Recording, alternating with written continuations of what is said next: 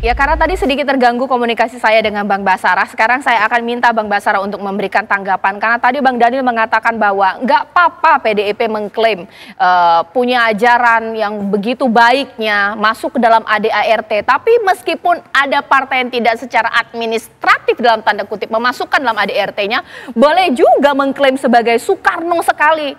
Tidak hanya PDIP. Bahkan juga pernyataan Pak Prabowo, partai yang tidak mau diajak kerjasama jangan ganggu. Ini pendapat PDIP seperti apa, Bang Basara?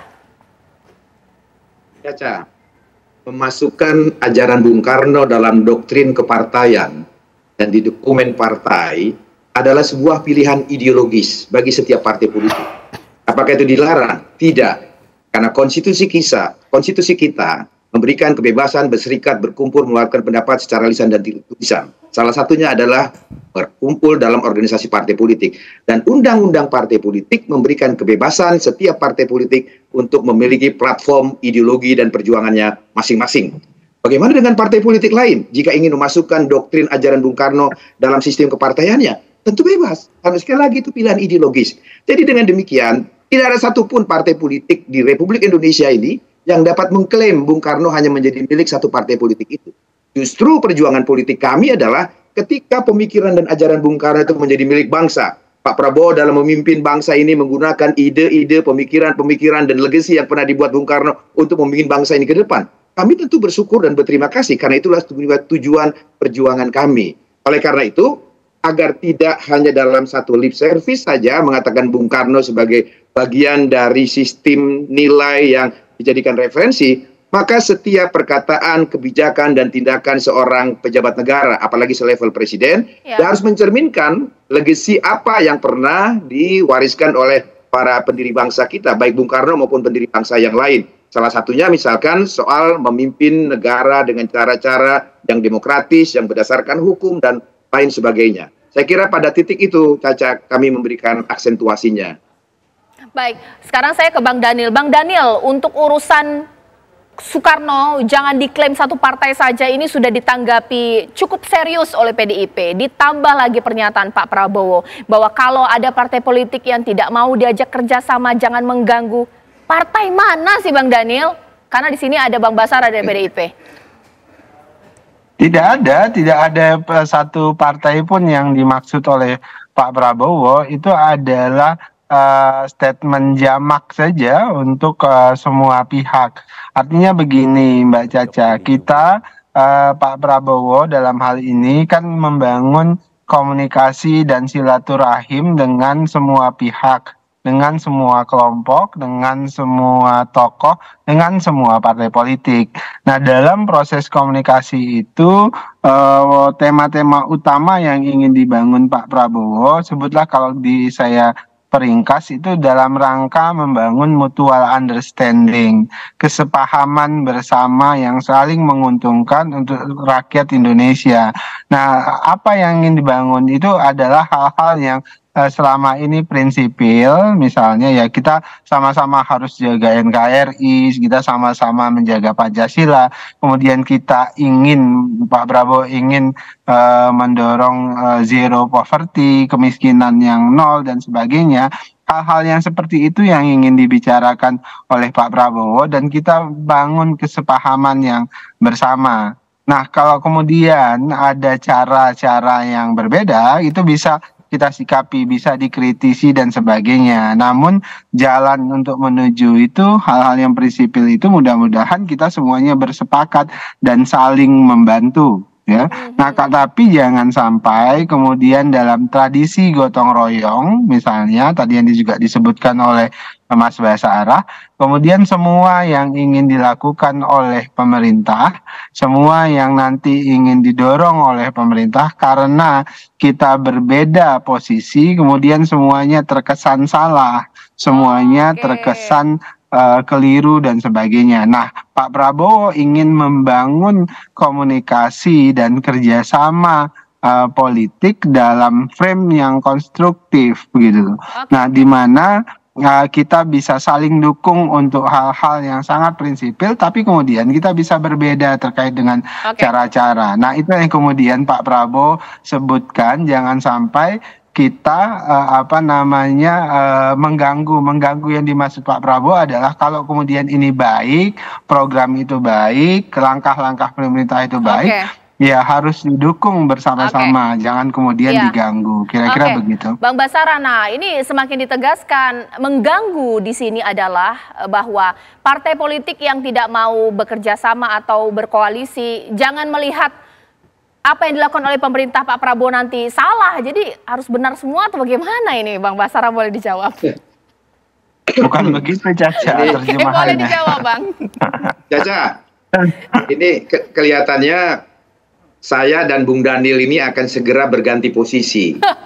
Dulu selama 9 tahun, terutama di awal Pak Jokowi memerintah, saya ini seperti Bung Daniel ini, harus datang ke TV, menjelaskan, mengklarifikasi setiap pernyataan-pernyataan Presiden Jokowi, karena kami partai pemerintah pada waktu itu.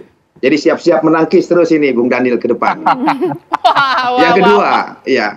Yang kedua, saya kira mengenai pernyataan parpol di luar koalisi jangan mengganggu itu original kontennya itu Pak Prabowo yang paling tahu.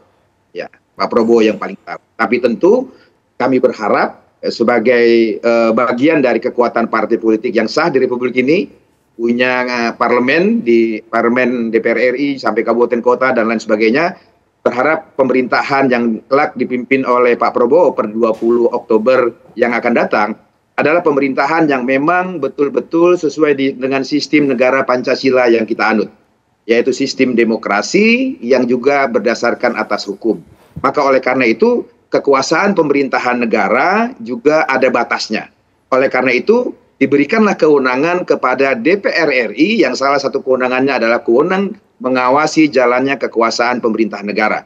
Kalau sistem bernegara ini kita terapkan dan kita praktekkan, maka tentu tidak ada lagi pernyataan-pernyataan yang jika ada hak-hak konstitusional yang digunakan oleh partai politik yang punya kewakilan untuk mengkritisi kebijakan-kebijakan yang dianggap tidak sesuai dengan Pancasila, konstitusi, dan peraturan perundang-undangan sebagai sesuatu yang dianggap mengganggu kekuasaan pemerintahan. Sebab salah satu syarat kita berdemokrasi adalah kesediaan untuk mendengar, kesediaan untuk mengkritik. Maka oleh karena itu kita membedakan mana kritik, mana fitnah. Sehingga oleh karena itu kita punya pengalaman selama 10 tahun menjadi kekuatan di luar pemerintahan Susilo Bambang Yudhoyono. Alhamdulillah kami menjalankan fungsi itu dengan baik. Sehingga kemudian mendapat rahmat Tuhan dan hadiah dari rakyat setelah 10 tahun berada di luar pemerintahan, mengawasi agar pemerintahan Pak SBY tidak abuse of power, tidak keluar dari cita-cita negara Pancasila, dari konstitusi dan sebagainya. Di 2014 kami diberi hadiah oleh rakyat dan rahmat Tuhan, menang pemilu legislatif dan menang pemilu presiden. Saya kira itu harapan kami dari PDI Perjuangan, dan mudah-mudahan diksi tidak mengganggu itu tidak dimaksudkan untuk merusak sistem demokrasi yang kita anut di negara kita ini, Caca. Mungkin pertanyaan terakhir saya ke Mas Agung. Mas Agung, yuk kita ke judul saya aja. Dengan singgungan terhadap soal Bung Karno, bahkan juga soal jangan mengganggu tadi, apakah sudah fix bahwa Pak Prabowo meninggalkan PDIP atau PDIP yang sudah meninggalkan dukungan Pak Prabowo? Boleh dijawab.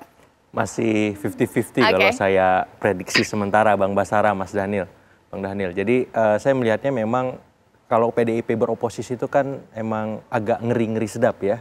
Karena terlatih, DNA-nya itu memang DNA perjuangan. Saya flashback ke beberapa tahun sebelumnya. Sebagaimana nama partainya memang berjuang terus gitu. Di masa Orde Baru, bahkan pasca reformasi dengan Pak SBY juga PDIP berjuang terus gitu. Nah sekarang ujian bagi PDIP apakah mampu menunjukkan keoposisian yang substantif yang ditakutkan Pak Prabowo yang kemudian dinarasikan sebagai mengganggu. Sebenarnya itu bagian dari check and balances saja seperti itu. Nah yang kedua saya juga melihat ini juga ujian bagi Pak Prabowo. Bagaimana kelak ketika memimpin bisa menanggapi beragam masukan, kritik, apakah itu dari oposisi, apakah itu dari dalam koalisi, dan seterusnya dan seterusnya. Jadi ujiannya bukan hanya bagi PDIP tapi juga bagi Pak Prabowo, dan di titik ini saya kira kalau ditanya bagaimana relasi antara PDIP dan Gerindra atau Pak Prabowo, saya kira masih 50-50. Jadi saya harus menanya ask the audience atau call a friend ini ya. Jadi nanya balik lagi ke Bang Basara sama Bang Daniel. Seperti itu. Oke. Terakhir mungkin singkat-singkat saja 1 menit Bang Daniel, ini apa yang mungkin disampaikan karena 2 pernyataan ini saja. Sebenarnya ada banyak tapi mungkin tidak bisa saya membahas ya di sini. Karena dari awal pernyataan Pak Prabowo pun langsung ditanggapi oleh berbagai macam kader-kader dari PDIP nih, Bang Daniel. Pertama ya tentu Pak Prabowo sejak awal punya spirit Bung Karno. Bung Karno adalah role model politik Pak Prabowo selama ini, dan pikiran-pikiran Bung Karno itu seringkali dan selalu dihadirkan Pak Prabowo ketika memimpin Gerindra, kemudian menjadi Menteri Pertahanan, dan insya Allah ketika beliau dilantik menjadi presiden. Nah, semangat, spirit Bung Karno, warisan Bung Karno, warisan pemikiran itu pasti dibawa Pak Prabowo dalam kebijakan pemerintahan beliau nanti. Kemudian kedua, menjaga demokrasi yang sehat itu adalah janji politik Pak Prabowo sejak awal. Pilihan Pak Prabowo ketika berhenti dari dunia militer, kemudian mendirikan partai politik, kemudian berjuang bersama dengan partai politik, itu adalah salah satu langkah nyata Pak Prabowo untuk berkomitmen merawat demokrasi kita. Dan Pak Prabowo juga selama ini dikenal sebagai orang yang tidak mudah baper ketika hadirnya kritik-kritik sekeras apapun, bahkan banyak yang menghina dan sebagainya. Pak Prabowo tidak pernah sama sekali melaporkan atau memproses secara hukum, karena Pak Prabowo percaya betul bahwasannya kebebasan ekspresi yang bertanggung jawab itu adalah menjadi bagian instrumen penting dalam demokrasi. Jadi jelas komitmen merawat dan menjaga demokrasi itu adalah bagian komitmen penting dari Pak Prabowo. Bang Basarah, boleh tanggapi?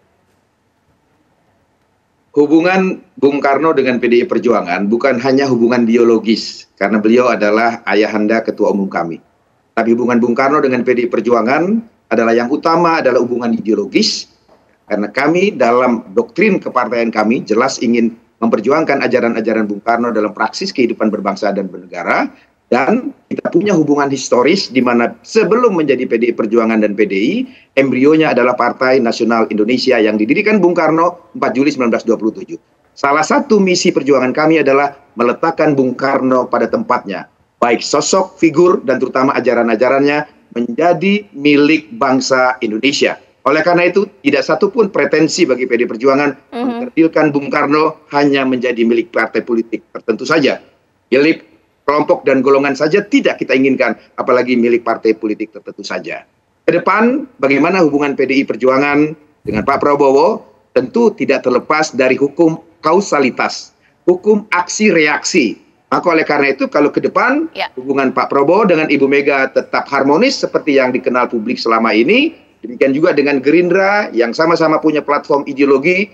Bung Karno sering menyebut diksi-diksi Bung Karno seperti yang Bung Daniel katakan, maka aksi itu harus disusun, ditata untuk membuat reaksinya betul-betul menjadi sesuai harapan kita bersama. Tapi namun demikian, apapun, sepanjang kita letakkan hubungan politik Gerindra dengan PDI Perjuangan dalam bingkai Negara Kesatuan Republik Indonesia yang berdasarkan Pancasila, Undang-Undang Dasar 45, dan lain-lainnya, pasti kita akan tetap berjalan selaras dan berbagi tugas sesuai fungsi kita masing-masing.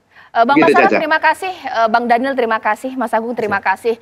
Karena memang PDIP sebenarnya belum memutuskan untuk oposisi atau berkoalisi, nunggu rakernas, apakah sambil menunggu waktu kita pantau saja ini bagaimana hubungan antara kedua partai dan elit-elit yang saat ini begitu banyak memberikan pendapat dan juga pandangan yang istilahnya itu perang urat syaraf lah ya. Ya itu nanti akan kita tunggu saja pemirsa.